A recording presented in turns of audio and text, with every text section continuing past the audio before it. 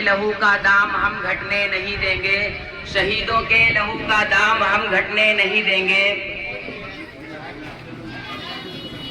کبھی بھی خود کو راہ حق سے ہم ہٹنے نہیں دیں گے، کبھی بھی خود کو راہ حق سے ہم ہٹنے نہیں دیں گے۔ استاد محترم اور محفل میں شریف قابل قدر حاضرین، میں آپ حضرات کا شکر گزار ہوں کہ مجھ جیسے ایک ادنا سے طالب علم کو یوم آزادی پر کچھ بولنے کا موقع عنایت فرمایا۔ ہمیں آج بے حد خوشی ہو رہی ہے کہ ہم علماء اکرام اور پرکھوں کی قربانی کے نتیجے میں ترنگا لہرا کر آزادی کا جشن منا رہے ہیں۔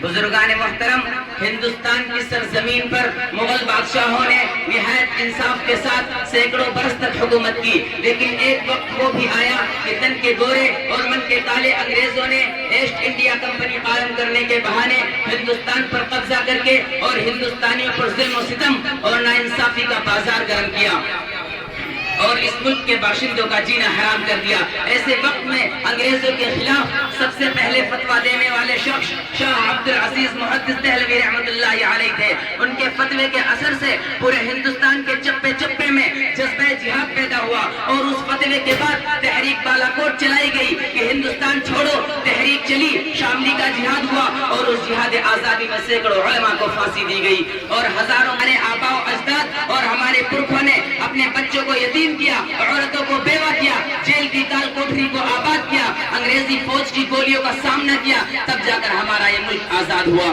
حاضرین مجلس، ان مجاہدین آزادی کی ایک بڑی فہرست ہے جن میں ہندو بھی اور مسلمان بھی، سکھ اور عیسائی بھی تھے۔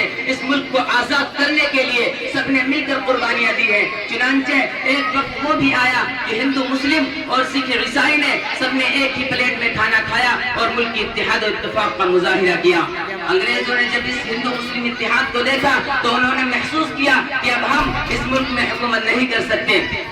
ہندوستان کے تمام مذاہب کے لوگوں نے انگریزوں کے خلاف متحد ہو کر جہاد کیا اور قربانیاں پیش کی تو یہ ظالم انگریز ہندوستان چھوڑ کر 7 سمندر پار بھاگنے پر مجبور ہو گئے۔ دوستو، آج ہمیں چاہیے کہ اپنے اس ملک کو بچانے کے لیے اور اس کی حفاظت کرنے کے لیے اسی اتحاد و اتفاق اور پیار و محبت کی ضرورت ہے۔ یہی اس دیش کی خوبصورتی اور طاقت ہے۔